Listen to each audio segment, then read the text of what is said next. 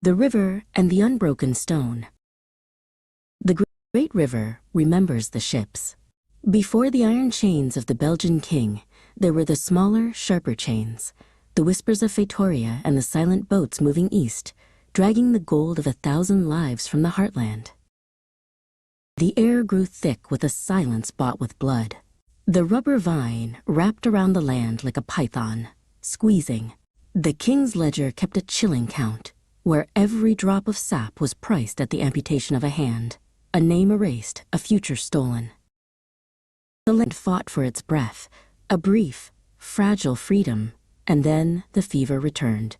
Not from without, but from the fractured neighbor, spilling across the border in '94 like a toxic tide, pushing a poisoned grief into every village and forest path.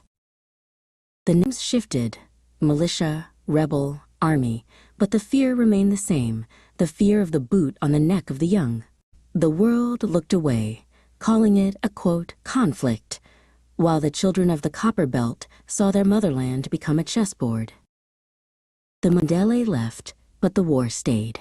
The First African World War, they called it, a cruel joke played out in the jungle's heavy heat.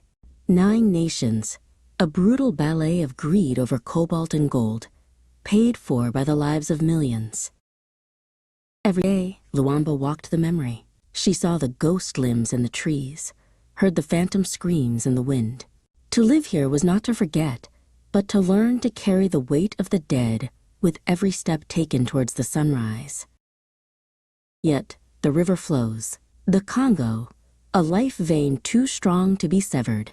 It speaks not just of history, but of the now, of doctors in makeshift clinics, of teachers reading by firelight, of mothers planting seeds in scarred soil. Luamba does not remember the king or the crossing.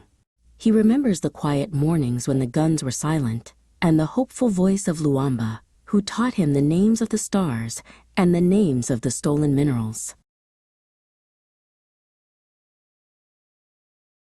Hope here is not a sudden light, but a slow, stubborn root. It sinks deep into the soil, saturated with tears, refusing to be choked by the ghosts of yesterday, drawing strength from the knowledge that the people remain. The river runs to the sea, carrying the story, the sorrow, and the unstoppable promise.